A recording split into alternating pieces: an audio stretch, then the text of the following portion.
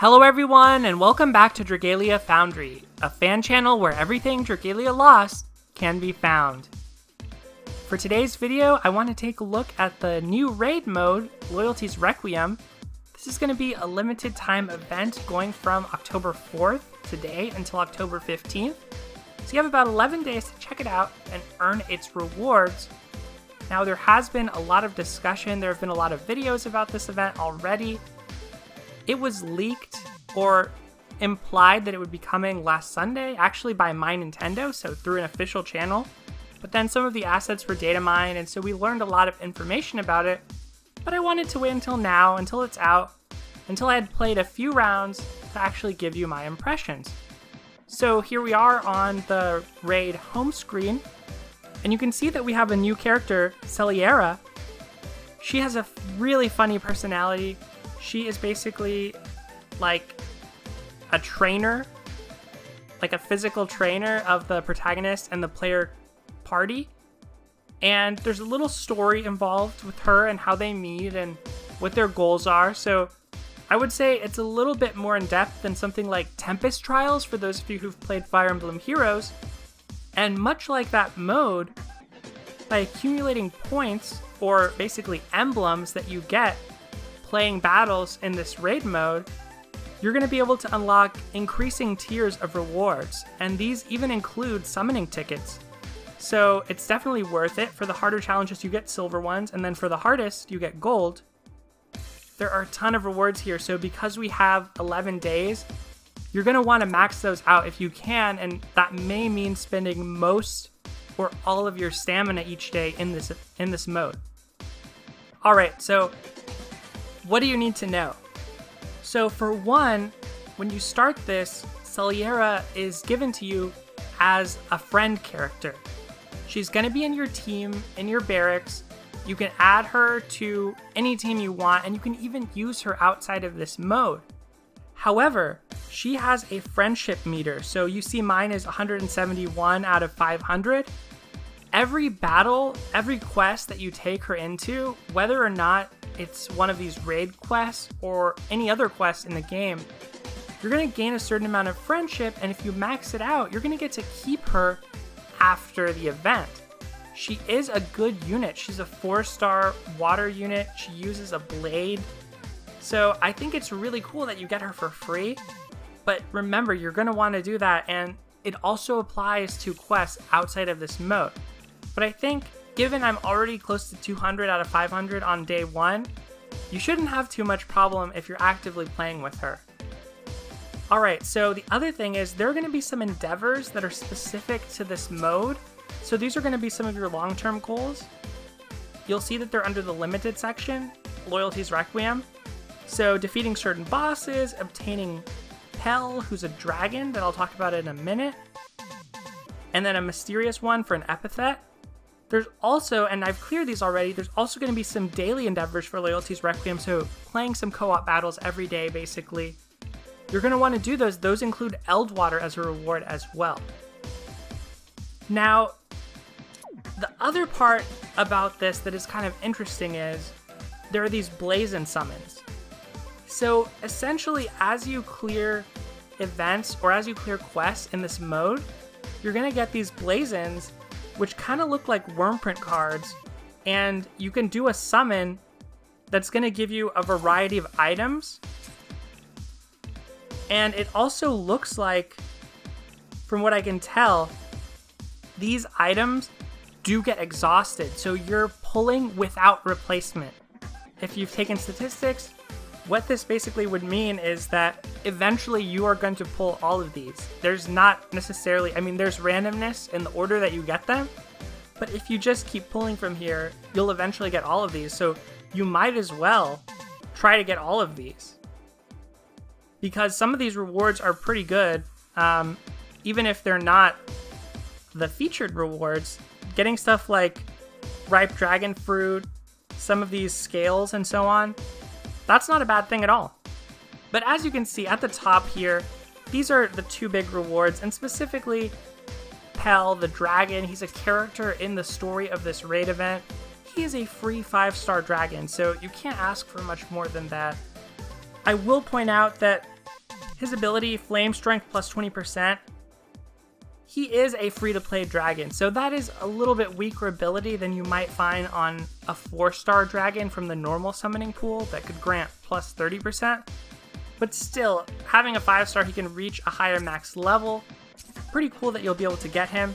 And the other reward, and this is going to be very important to your success in this event, is going to be this Wormprint Paladin Defender. So you can see here we have Elisanne, and of course she's defending Sabella, and there's a little bit of detail in the flavor text page. But the main reason you're going to want to get this Wormprint is actually for the event itself.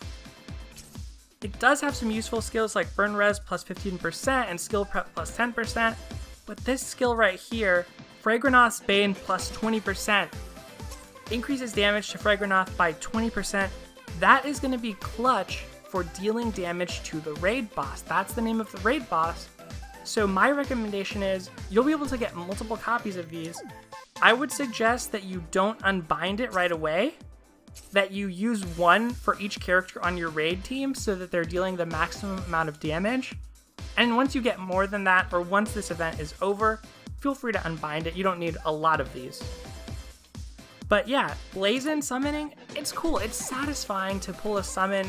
You know, it contains the randomness because you're going to be able to get all of these rewards. But at the same time, you feel excited that you pulled something really good. Alright, so last thing to touch on, just the quests themselves. So in order to actually do the raid battle, you can see up here, Fragranoth Clash, you're going to need a little currency in purple here, and basically these are, I want to say they're called Dimensional Crystal, let's see, Otherworld Fragments. It's close enough. You get the gist of the idea. But Fragranoth is a boss in a different part of the world. He's kind of accessed through a portal. He's contained in there. So you're going to use those in order to face him. And as you can see, I've faced him on Standard and Beginner. I haven't done Expert yet. I anticipate that's going to be pretty tough, but there's plenty of time. I'm going to continue playing this. I do think you should do your daily events and get all of those bonuses before you start spending your resources here, since this will be available for a while, but you are going to want to actively play it. And as you can see, as I scroll down, there are some prologue or simple quests that you're going to do. You're going to get a little story before you get into the main event, which is the event battle. That's fighting a boss to get those Otherworld Fragments, and then the raid battle. And that's going to be where you have your team of 4 along with 3 other teams of 4 battling against Fragranoth.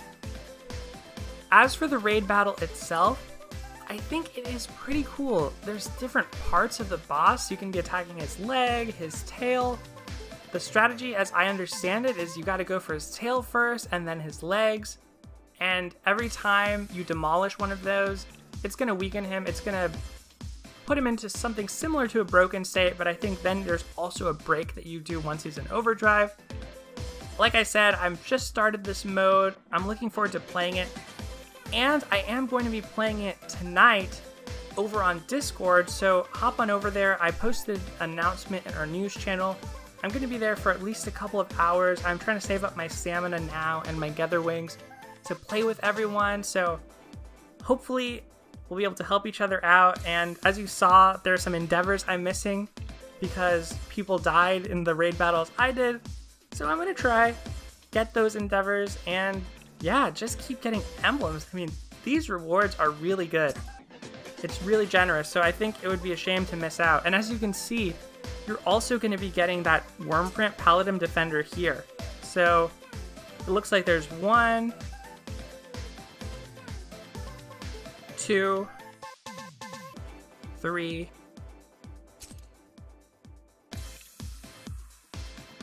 yeah, it looks like there's 3 copies here. And then you're gonna, of course, get that 4th copy through the actual Blazon summon. But note that there are some really rare resources here. Stuff like Knight's Testament. That is a pretty useful thing when it comes to upper level Mana Circle unbinding and skill acquisition. So I haven't seen elsewhere in the game where you can get that as a free-to-play player. So yeah, you're definitely gonna want to try and max this out. Look, there's even a Pell here that you get. Hopefully there's enough Pell that you can actually fully unbind him without using like a special resource to do that, but we'll have to see. Anyway guys, that's basically what I wanted to say for this video. Loyalty's Requiem is out now. Really impressed with the presentation quality, the story, it's just enough. It gives you a really good flavor of the new character. You get her for free if you use her, which you definitely should. She's a water unit, she's a 4-star, she's gonna help you in this. I'll give you a look at my team. Right now, this is my raid team. I'm wanting to push up to 7k Might. I can if I change out the worm prints, but I think using that worm print that's effective against the raid boss, Paladin Defender, is going to be the way to go. So everyone's water. I definitely recommend you use a water team. At the very least, avoid using a wind unit because we are facing against a flame boss. But that's it for this video, guys. I hope to see you in the Discord. I hope I get to play with you across the event. Coming up on the channel, I am going to plan on doing a banner review for the Winter Flower and the Tidal Power. Pretty nice that we got another banner and new characters right away. There's some 4-stars in there. There's dragons. There's a new 3-star adventure even. So I'm going to give you a review of that. I think given the pool of characters is so big already, the fastest way for me to get through these is going to be hit them as they come and review new banners as they come out. And I may even summon on this banner. I'm still debating. As you can see, I'm up over 10k Wormite once again. The game is super generous with its rewards, but I'm not sure. It is October. Halloween is coming up. So I'm not sure. What I might do is just wait until the end of this banner. This one is going to be around for a while as well. Let's check out the showcase info. Yeah, so this is going to be around until October 17th. Basically a 2-week period. So I think I'm going to wait on this, but I will give you my review. Some of the units in here look like they're very good. Alright, like I said, that's the end of the video. Thank you so much for watching. Thank you for joining the channel. I really appreciate it. As my video was processing, we surpassed 400 subscribers yesterday, so it's incredible to see that. I hope we can continue the momentum growing and building the community we have in the Discord. I really appreciate it, guys. But for now, thank you once again for watching, and I'll see you next time. We mustn't let Fraganoth be revived.